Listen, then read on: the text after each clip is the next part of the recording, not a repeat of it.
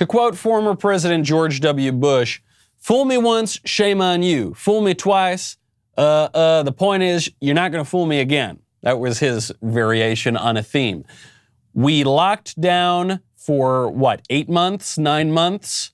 Then the virus was supposed to be going away. We flattened the curve. Everything was getting better. We had these multiple vaccines. And now the politicians want to shut us down again. Some people have had enough. One Michigan business owner has so given up on these politicians that he interrupted a local newscast to get his message out for what he thinks the American people should be doing.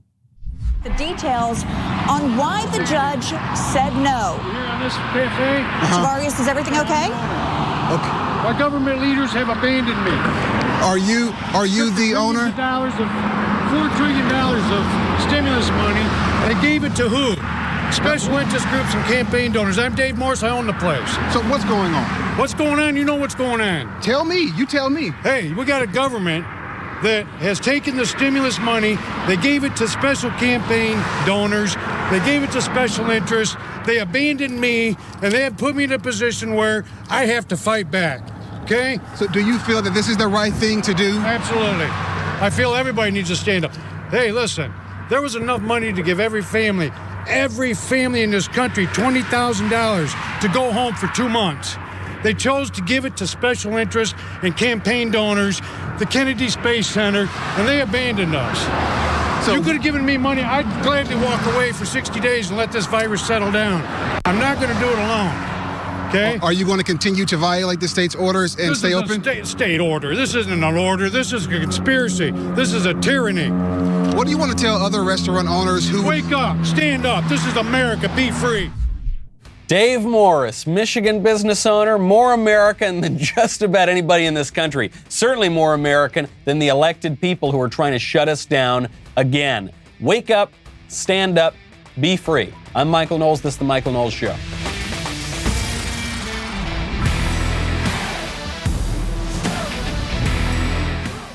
Welcome back to our first Friday show. We are now 5 days a week, and we're very excited because we're going to be going to radio as well starting in January. So we're just getting in the spirit of things. I know Ben Shapiro was very upset that I'm getting a fifth show, but it does mean I'm doing 25% more work. So it's a good time to be doing it anyway, because so much is going on, especially with the presidential race. There are people who tell you this is absolutely over and Trump's got to concede right now, and that is simply not the case. My favorite comment from yesterday is from Old Schooled, who says, Biden says build back better. Biden also says that he's going to appoint all the same shriveled up cronies who destroyed things the first time. This is true. This is the point. What build back better, which is this creepy phrase that now all of the establishmentarians all around the West are reciting, all around the world really are reciting, is a way to put back into place the liberal world order, the liberal establishment that President Trump threw out of whack for a few years. Then they struck back and they tried to, one, spy on him in 2016. Then they tried to overturn that election through the bureaucracy. Now it seems there's a lot of shenanigans in 2020. What it means is a reassertion of the global, or it's called globalism or globalization, this liberal empire that takes power away from people, takes sovereignty away from nations, takes the constitutional order away from our day-to-day living and replaces it with bureaucratic technocracy. Build back better. But it's the same thing that they've been foisting on us for decades. And the question is, are we going to stand up to it? You know, they want to lock you indoors. They want to make sure that you can never leave.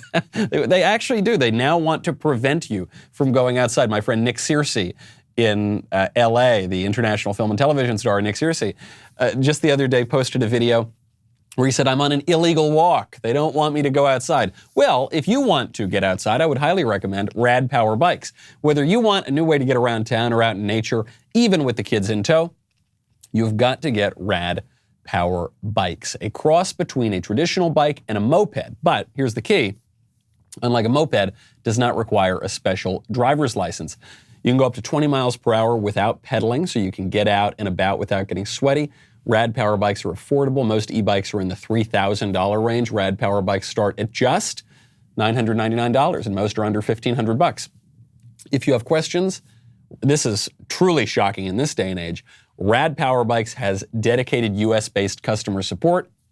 They're there for you when you need them. Makes the perfect gift for someone who loves being active and outdoors. I'm so pleased that I can get outdoors a little bit more now, especially that I'm in Tennessee and things aren't quite as locked down. But it's a great way to get out, a great way to commute, and a great way to go out and have some fun.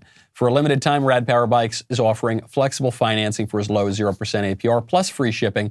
Bikes are going super fast. Make sure you get your order in right away. You do that by texting Knowles, Knowles, to 64,000. You'll get free shipping. Text Knowles, Knowles, to 64,000. What is that name? Knowles to 64,000. The people mandating the lockdowns do not believe that the lockdowns are necessary for one's health, and they are not afraid of the virus at all. We've seen this again and again and again. The people who are forcing business owners like Dave Morris to lose their livelihoods and their businesses, and they're forcing everyone not to see their family and their friends, and they're forcing everyone to waste months and months and months of their lives, do not fear the virus. They just want you to fear the virus, but they don't. Their behavior patently contradicts it. Nancy Pelosi not wearing masks, violating the salon orders. Gavin Newsom not wearing masks, seeing lots and lots of his friends, close contact indoor restaurant at a fancy place with a Michelin rating. On and Chris Cuomo. The list goes on. There's a new one now. Steve Adler. This is my favorite one. Steve Adler, the mayor of Austin. So he's in Texas, right? But he's the mayor of the bluest city in Texas. And Steve Adler has a very important message for everybody, which is you can't go outside. You got to stay home. We need to, stay home if you can. Do everything you can to try to keep the numbers down. This is not the time to relax. Not the time to relax. Unless you are like Steve Adler, who filmed and broadcast that video, I kid you not, from his vacation in Cabo. He made it to that vacation by flying a private jet with friends of his, very close contact with those friends, many, many, many miles from home. 8 family members and guests on that private jet to this foreign place while he tells you to stay home. He doesn't need to stay home. Why would he need to stay home? See, you need to stay home because that will help public health. Forget about private health. No one who is healthy is worried about this virus because the survival rate is extraordinarily high. But he is worried about the public ramifications, meaning the political ramifications, meaning taking power, enforcing his will while he violates it himself. Are we going to get more of this if Joe Biden does ascend to the presidency? Well, Joe Biden has a plan for his first 100 days, and it's a simple plan. You have to wear your masks. My inclination, Jake, is on the first day I'm inaugurated to say I'm going to ask the public for 100 days to mask. Just 100 days to mask. Not forever, 100 days. And I think we'll see a significant reduction if we occur that, if that occurs with vaccinations and masking to drive down the numbers considerably. Come on, it's just 100 days. Hey, come on, it's not a big deal. Come on, just put the donut on your head. Come on, just hop up and down on one foot. It's not a big deal. What's the big deal? Just do the thing that I'm arbitrarily concocting and that I've been telling you now for months and months is only going to last a few days longer. Just do it. And even though there have been multiple studies that show that the way that this particular practice is put into effect doesn't really do all that much for people's individual health, just do it anyway. What's the big deal? Now, Joe Biden is now saying 100 days.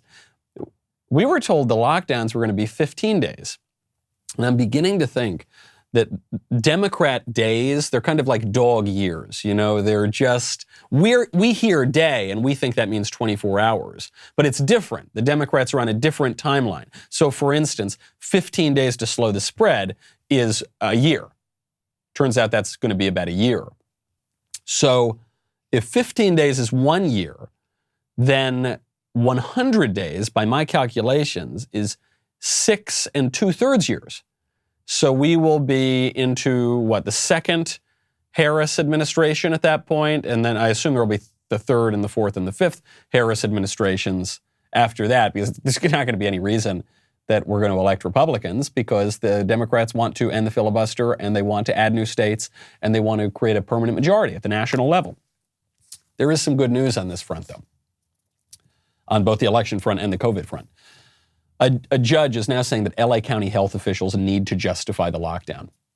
You'll remember, just like this Austin mayor, the LA County supervisor said, I'm shutting down restaurants. It is not safe to go to restaurants, even outside. 2 hours later, she goes to Santa Monica and has dinner at a restaurant because the rules don't apply to her. So this judge is now saying the LA County health officials need to justify the lockdown. If they want a 3-week ban on outdoor dining, that is going to put a lot of business owners out of business. A friend of mine works at a restaurant in LA. This restaurant spent something like $100,000 turning their outdoor area into a place where you can dine. $100,000 now down the drain.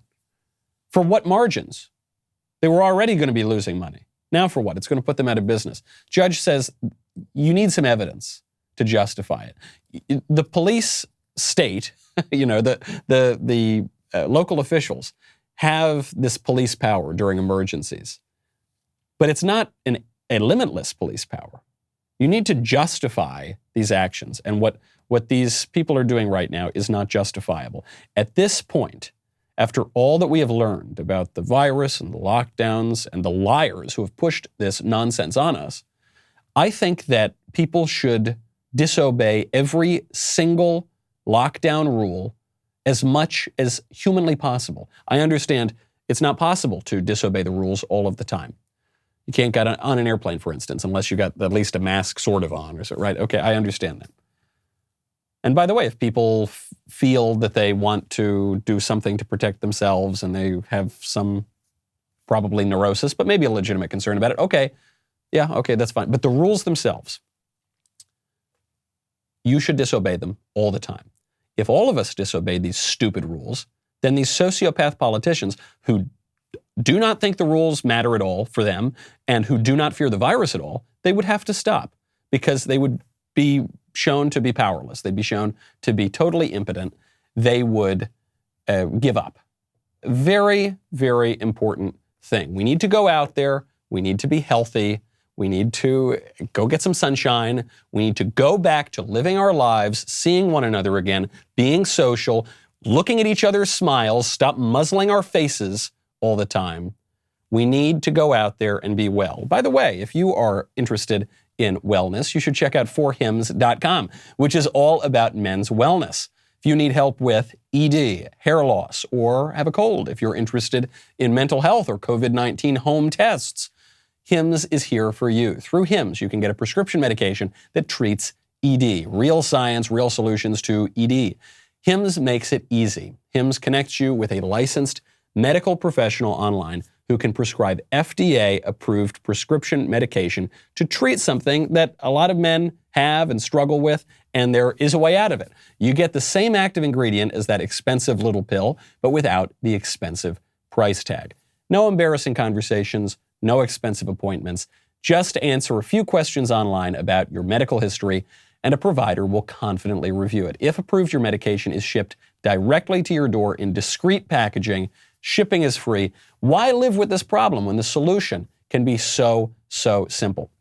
I know a lot of people, they don't want to talk about it. They don't, it's a problem that's sort of, some guys just feel uncomfortable with. Well, you can get a solution today. Try Hims today by starting out with a free online visit. Go to forhims.com/Michael for your free visit.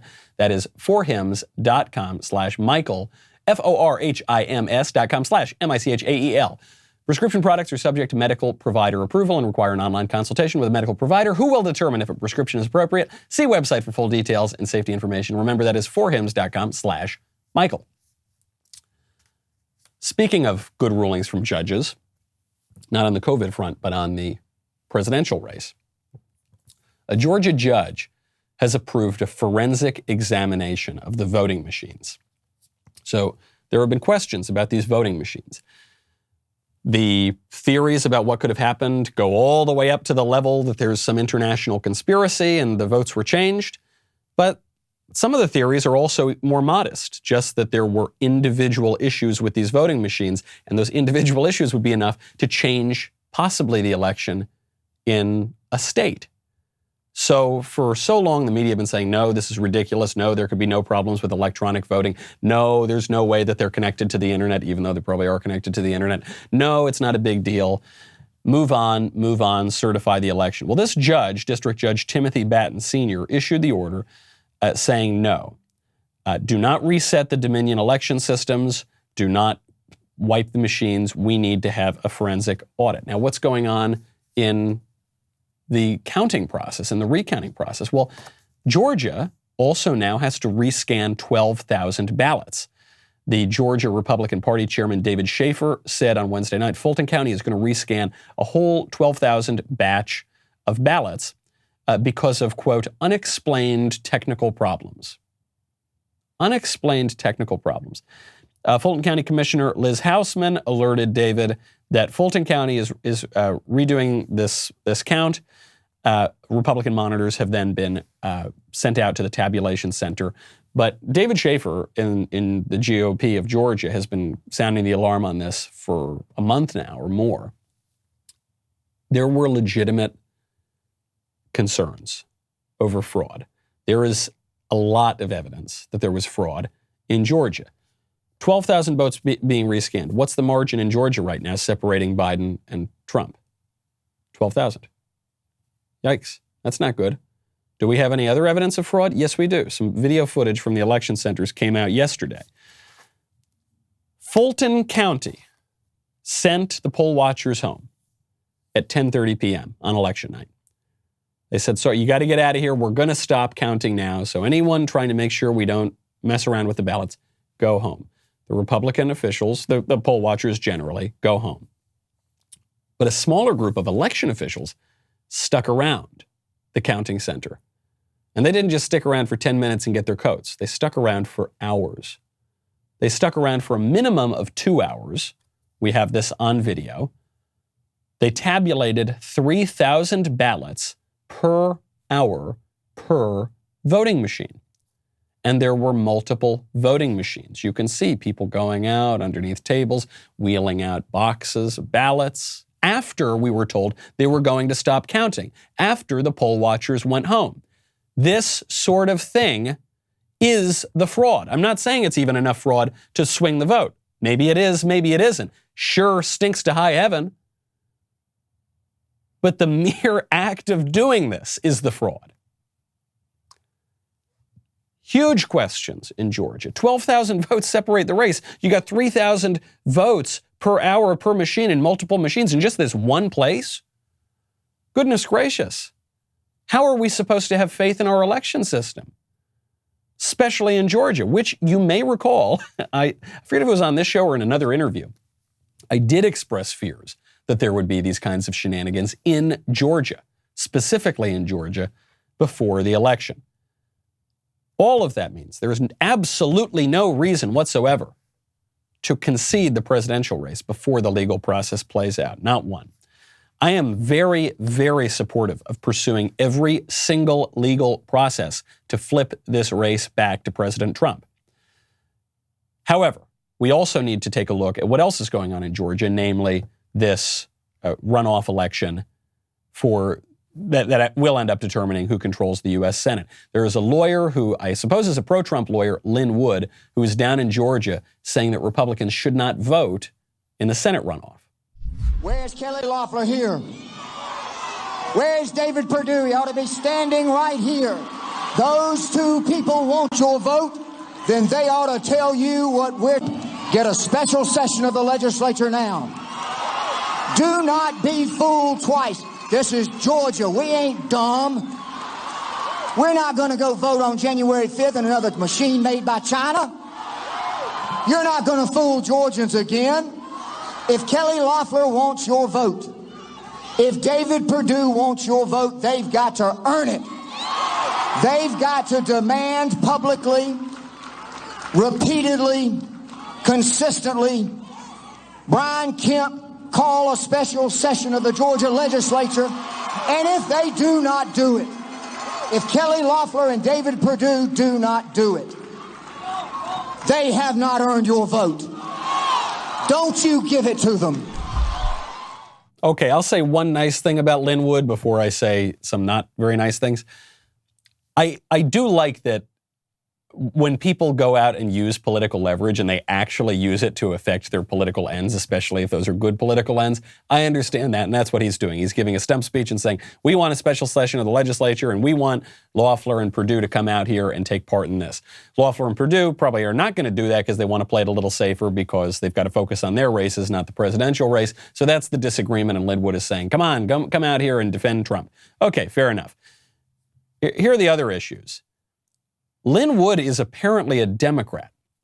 Linwood has not voted in a GOP primary in 16 years.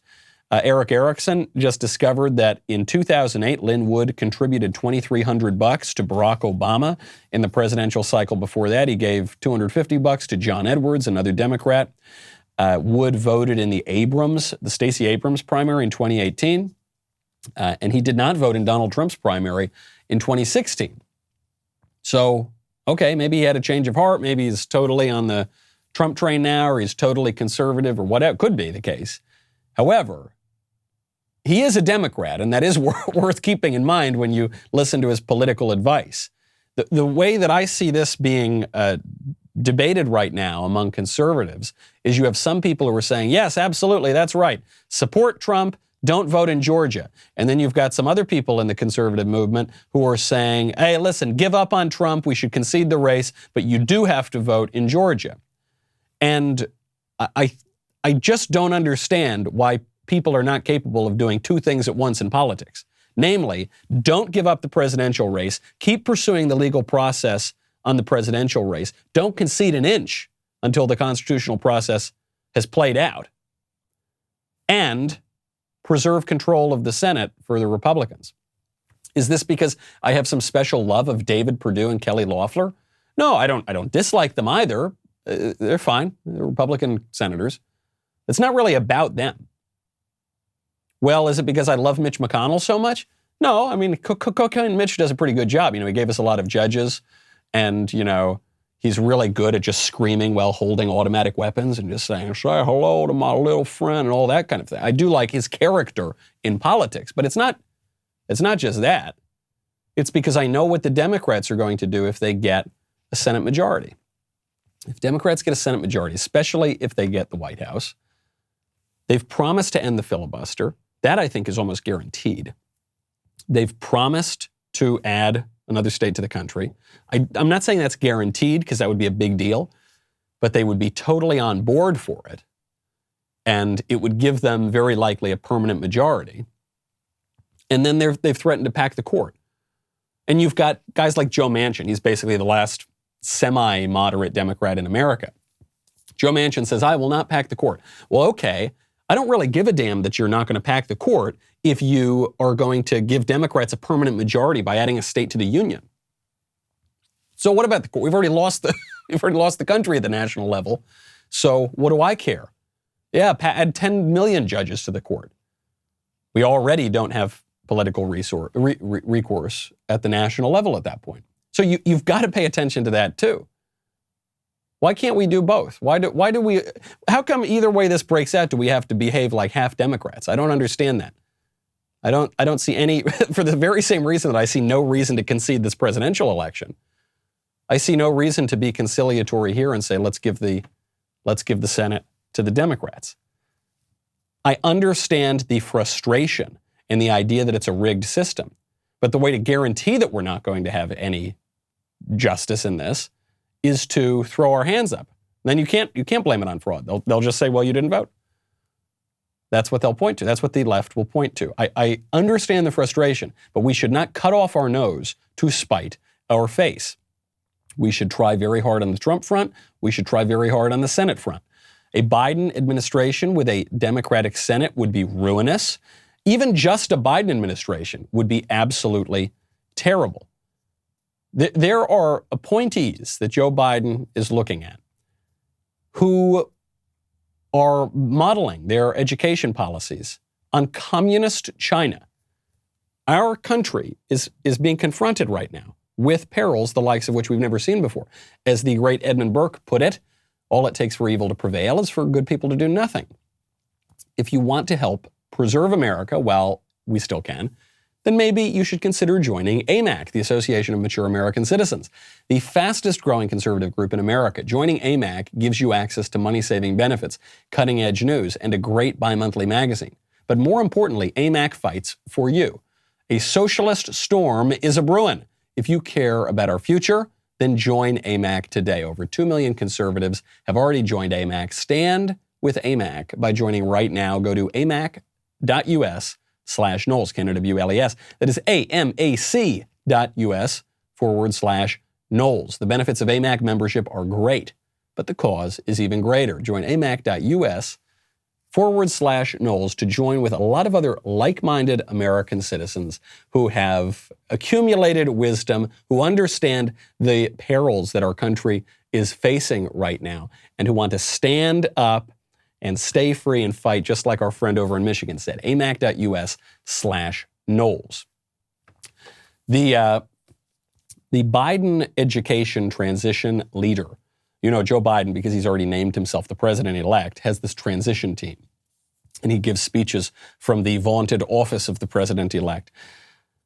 So he has this transition leader, Stanford University professor Linda Darling Hammond. She's president of the California State Board of Education, now heading the education transition team. She has praised the Chinese Communist Party's education system for its, quote, magical work. China, you'll know, has an education system, but probably what China's better known for is its re-education system. Its foisting of ideology on people, of a radical ideology that is creating our largest geopolitical adversary, our biggest enemy abroad. She says it's magical, right? If you get a Joe Biden presidency, we are going to see a radical takeover and a radical transformation of our institutions, but also you're going to see the U.S. go much easier on China. Already, people are downplaying China's very evil actions. Nike, well, we talked about this yesterday, Nike is trying to let China keep using slave labor. People even seem to forget that China unleashed this stupid virus upon the world that gave politicians a pretext to destroy our institutions, upend our lives, destroy our livelihoods, and take away our civil rights. People forget that it was China. Actually, what the environmentalists say is that this is the world healing. Do you remember that meme from months ago? They say, oh, the virus was just it was a reaction of Mother Nature to our sins against the climate. And now we're all stuck indoors and weeds are growing up on sidewalks, and that's nature healing. The world is going back to normal. It was funny when the riots came to Los Angeles later on in the summer. You had Korean business owners in K-Town going back to the rooftops with their rifles like they did during the 1990s riots. And that was another part of it. They said, oh, yes, nature is healing. The Koreans are returning to the rooftops. We are the virus. Well, Prince Harry is spouting the same environmentalist nonsense. Prince Harry is saying that, quote, Mother Nature has sent us to our rooms for bad behavior, to really take a moment and think about what we've done. He said this to Water Bear, which I guess is some environmental outlet. A reminder that Prince Harry pollutes more than just about any other private citizen, by a lot, by a long shot. That's actually part of why he left the royal family to follow whatever his wife wanted to do, is because he was getting a lot of negative press, because he would say one thing about environmentalism, and then he would take private jets and live in houses that cost $14 million, even as a private citizen, and obviously have a much larger impact on the natural environment than any of us do. Because for liberal elites, they do not need to practice what they preach. They don't even need to pretend to practice what they preach. AOC, oh my gosh, did she prove this? AOC has a shop and she sells merchandise. So at shop.ocasio-cortez.com, AOC, the socialist darling of America, is selling a Tax the Rich sweatshirt for just about $60. Tax the rich, but you have to be rich to buy the shirt. And the people who support AOC tend to be pretty rich because she is not just a representative from New York and the federal government. She is in a way a priestess of the fashionable liberal policy that is taken for religion by a great many people. Other merch you can buy, it's a Green New Deal mug for $27. You can get a Drink Water and Don't Be Racist t-shirt, okay, for $27. You can get a Cancel Student Debt t-shirt for $27. If you're buying $27 t-shirts, probably you don't have a lot of student debt, or you do and you're just hoping that somebody will pay your debts for you. You can buy an Abolish ICE hat for $28. And then this is my favorite one, Social, Economic, Racial Justice sweatshirt, $65. That is magnificent. Daily Wire, actually, I don't know who it was. Somebody on our team came up with this new Daily Wire sweatshirt that they're selling, and it says, insert woke slogan here, or something to that effect, and in the same font as AOC's, and we're selling it for cheaper than she was. It's like 10 or 20 bucks cheaper. So anyway, you can go over to dailywire.com right now. We're selling those. To me, that's a much more beautiful sweatshirt. This is a group of people who are foisting an ideology on the rest of us that they do not believe themselves, whether it's AOC or whether it's the politicians with the lockdowns. This is a cynical strategy employed by hypocrites and a lot of politicians throughout history. There's nothing new about that, but we have absolutely no obligation to go along with that. The politicians foisting these mandates on us have made it clear they don't believe it. They are not living in fear of the virus. Remember, President Trump came out and said, don't live in fear of the virus. And the entire liberal establishment came out and said, yes, you should. Be afraid. Curl up in your room. Don't see your family. Stay home. Let us destroy the economy and take away your civil rights. I don't think there was much of an argument to do that, even if the virus were as bad as everyone was saying it is, even if it were as deadly. And it's obviously not. The survival rates are much, much, much, much higher than the liberal elites have been letting on to people. But if it were legitimate, maybe there's some argument, in some crazy extreme circumstance. But there isn't an argument now. These people don't believe it. You should stop heeding these stupid lockdowns. You should stop keeping your business closed. You should stop wearing that stupid mask in public all the time. You should, if you want to behave with prudence and responsibility, then exercise your faculties of prudence. And if you really think that putting on the cloth mask is going to help you in certain narrow circumstances, okay, fine, whatever. But as a public matter, these lockdowns are completely preposterous. You should disobey them all the time, as much as humanly possible. You should wake up, stand up, and be free. One thing, when I think about what it means to be an American, I think it means exercising our wonderful political traditions. I think it means having some confidence. I think it means having a healthy love of freedom, not in the idea of licentiousness or some radical individualism, but freedom really in the American context that we have been granted by our forebears and the wonderful institutions they brought. And I think it means eating a lot of delicious food whenever we want. And that's why I love my Power Air Fryer. I'm very, very, very excited to talk about the Power XL Air Fryer Grill. You can replace 8 kitchen appliances with the Power XL. It's an air fryer, a grill, a rotisserie, convection oven, pizza oven, griddle, deep fryer, toaster oven, all in one. The Power XL cooks with hot air, not oil, so you can cook healthier with up to 70% fewer calories. You can cook for the entire family. It fits over 4 times more food than a traditional air fryer and cooks much faster to save you time. I used my delicious air fryer last night. We made chicken fingers and sweet potato French fries. It was absolutely fabulous. We loved it. It was just me and sweet little Elise and a bunch of very delicious food. Got a ton of accessories, nonstick grill plate, crisper tray, baking pan, drip tray, oven rack. They are all dishwasher safe, so cleanup is super easy. It is almost as though these guys sat down and thought about all the problems with cooking appliances and decided to start solving them. That is why this is the #1 brand of air fryers in the U.S. The Power XL air fryer comes with a 90-day money-back guarantee. Right now, they have an exclusive offer just for the holiday season. If you go to trypowerxl.com, Use promo code Knowles, KNWLES. You will receive 10% off plus free shipping and a free cookbook. Go to TRYPOWERXL.com. Use promo code Knowles, KNWLES. One last time for this holiday deal. It's trypowerxl.com. Use code Knowles, KNWLES. Also, head on over at dailywire.com. You can get our Christmas ornaments and have all your favorite Daily Wire hosts hanging from your tree. They're very fun. And they were made, by the way, they were designed by a Daily Wire All Access Elite member. Text Christmas to 83400 to get your tree decorated. We'll be right back with the mailbag.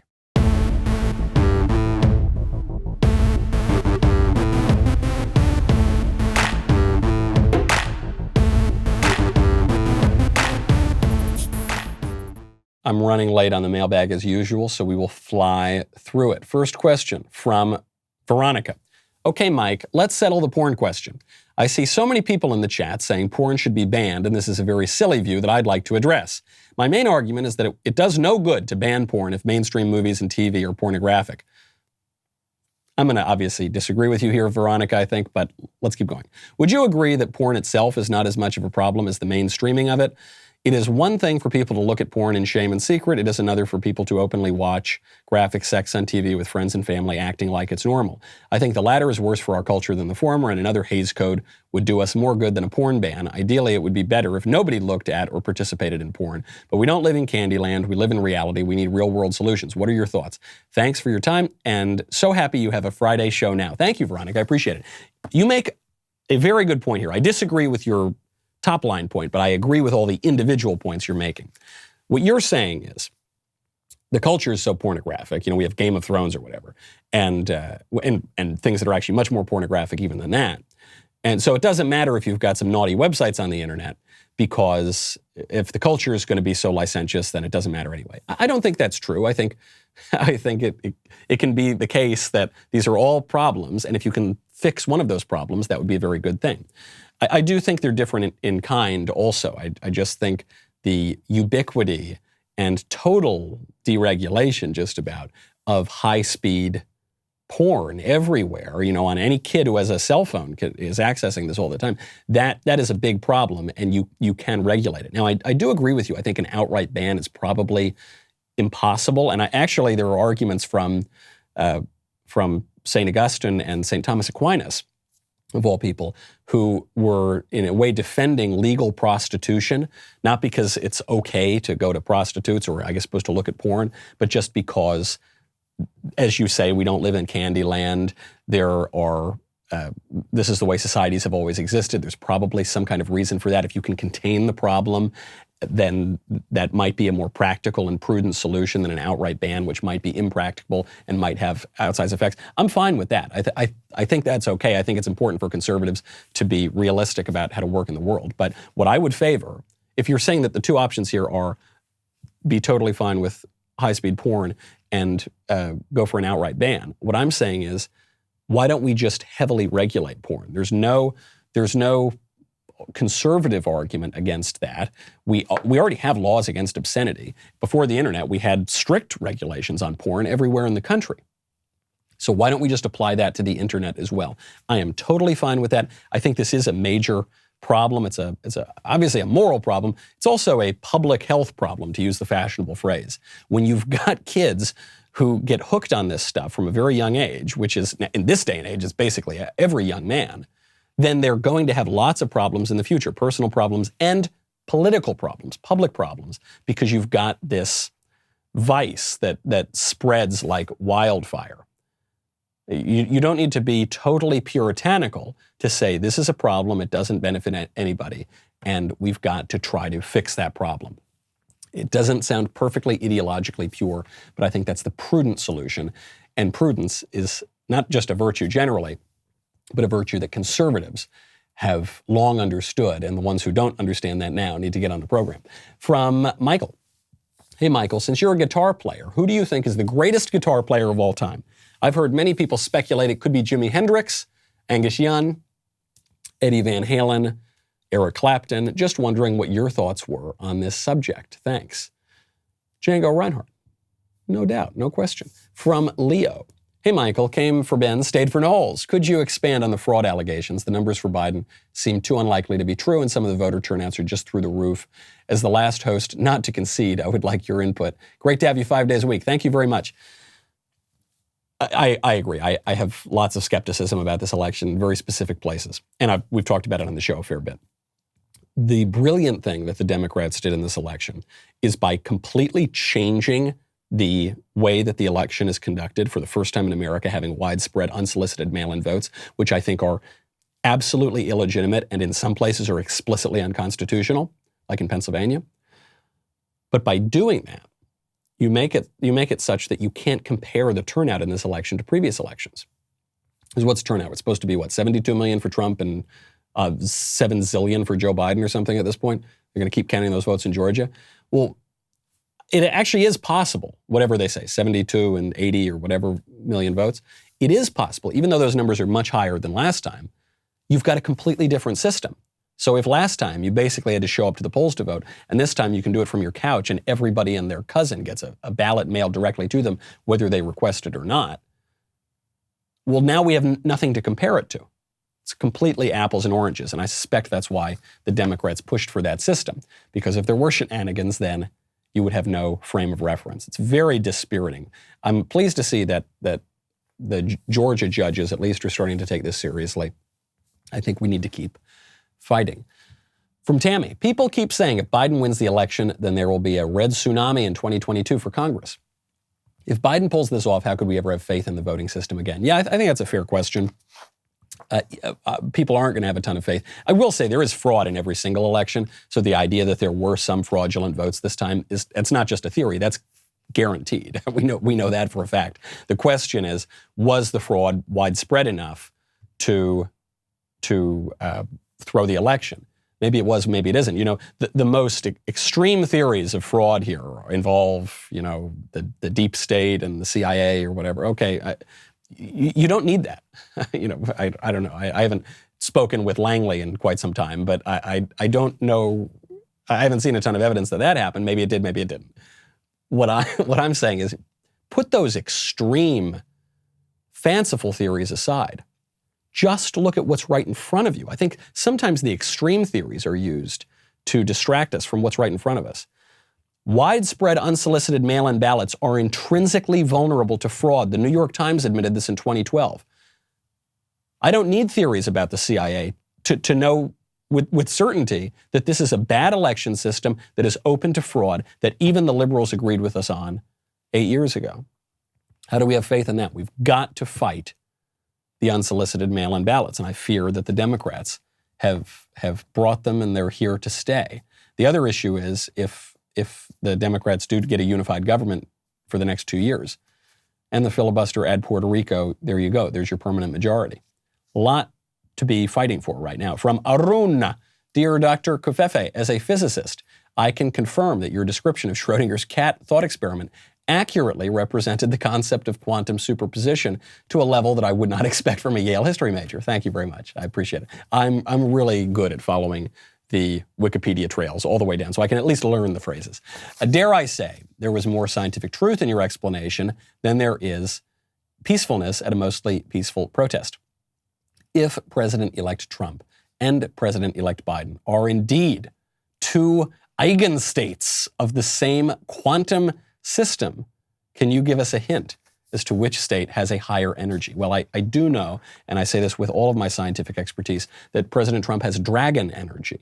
And so because he and Kanye West both have dragon energy, because of that fact, I think the winner of that particular question has to go to Trump.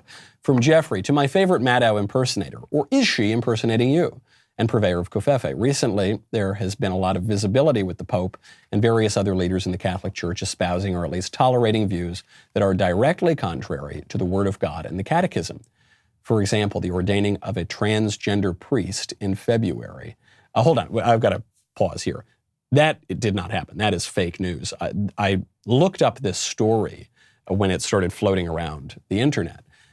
There's some heretical fake Catholic sect of priestesses or something that pretend that they're priests, and they ordained quote unquote some person of unknown sex or sexual identity. But that's not real. The Catholic Church has not ordained a transgender priest. But there are problems, as you say, offering communion to abortionists like Joe Biden, which cardinals have said they'll do, and in fact elevating one who has done so, Pope Francis, supporting BLM. The grammar is a little confusing there, but there are plenty of criticisms that people have made of Pope Francis. My question is this: what should faithful Christians do when church leadership is acting in such an unchristian way? Is there a process to impeach a bishop or higher? What will they do if they start feeling real pressure from within the congregations? At what point should it be said that the Catholic Church is not acting with God's authority and the remnant should go to find or plant the truly faithful assembly? Well, as a Catholic, I think that there will never be a time when Christ abandons his church, and that the church is particular and it's incarnational, and it has a real line and thread that goes all the way back to the beginning. So that is the Catholic perspective, and so it actually it allows you to rest easy a little bit, because you don't have to constantly be worrying about, okay, is this new denomination, or is this new denomination, or is this the one, or So, but it doesn't relieve the frustration when the episcopacy does things that are very stupid and sometimes heretical. And we've had heretics who have been cardinals or popes even in the history of the church. There is a great line from Hilaire Belloc, one of the great Catholic writers, and he said that as a Catholic, it is a matter of faith for him that he has to believe that the Catholic Church is the church instituted by Christ with all this divine protection. But a piece of evidence that it's the real church for non-believers is that no other organization conducted with such knavish imbecility would have lasted a fortnight, much less 2,000 years. And that is sort of my view. It's when bishops or cardinals or popes do stupid things, which is, if not frequent, it happens, a fair bit. We have to remember that these are human beings, and that the Pope is not infallible except when he is. Infallibility is invoked, twice in the history of the church? So he can say plenty of fallible things, and popes and bishops have done that before. One thing the faithful laity can do, though, is withhold their money. Give your money to your parish, keep the lights on, keep the church services going and the masses going and all that. But when the bishops have their pet projects and things like that, I don't give to those anymore. I don't think the bishops have earned the credibility to ask us to give to those things over the past few years, and so I don't give to those. And I think that the more that the bishops have Pachamama idols and all sorts of madness, the less that we're going to give, and that's one way that we can get our point across, because money talks in a lot of aspects of life. One more question from Cheryl, asking you a question from the Lone Star State. So proud to live in a red state. I want to remain practical and believe that all COVID restrictions will be removed once the vaccine is available to the public. Slightly concerned, though, that carrying papers as proof of getting a vaccine could be possible for America. Do you believe that America's future will require people to scan papers to enter stores or go to public events like concerts? Possible that Americans will just have to wear masks forever instead of showing proof of a vaccine? Absolutely love your show. Keep up the good work. Thank you very much. This is already being introduced in Wales. It's already being introduced in the United Kingdom. And I'm sure, even though America prefers to go our own way sometimes and not like Europe or not even like the UK, I'm sure some of the left-wing politicians will try to push that through here. I won't do it.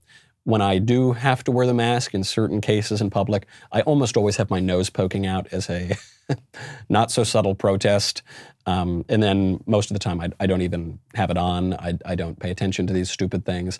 I'm not going to carry around papers so that I can engage in commerce or anything like that. I'm just going to ignore it. And maybe there will be consequences to that. And maybe we deal with those consequences. But I'm going to ignore those ridiculous lockdown rules. And I think that you should too.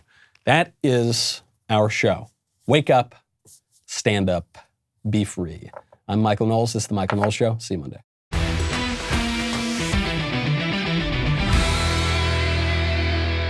The Michael Knowles Show is produced by Ben Davies. Executive producer, Jeremy Boring. Our technical director is Austin Stevens. Supervising producers, Mathis Glover and Robert Sterling. Assistant director, Pavel Wadowski. Editor and associate producer, Danny D'Amico. Audio mixer, Robin Fenderson. Hair and makeup, Nika Geneva. And production assistant, Ryan Love. The Michael Knowles Show is a Daily Wire production. Copyright Daily Wire 2020. The Matt Walsh Show, it's not just another show about politics. I think there are enough of those already out there. We talk about culture because culture drives politics and it drives everything else. So my main focuses are life, family, faith. Those are fundamental, and that's what this show is about. I hope you'll give it a listen.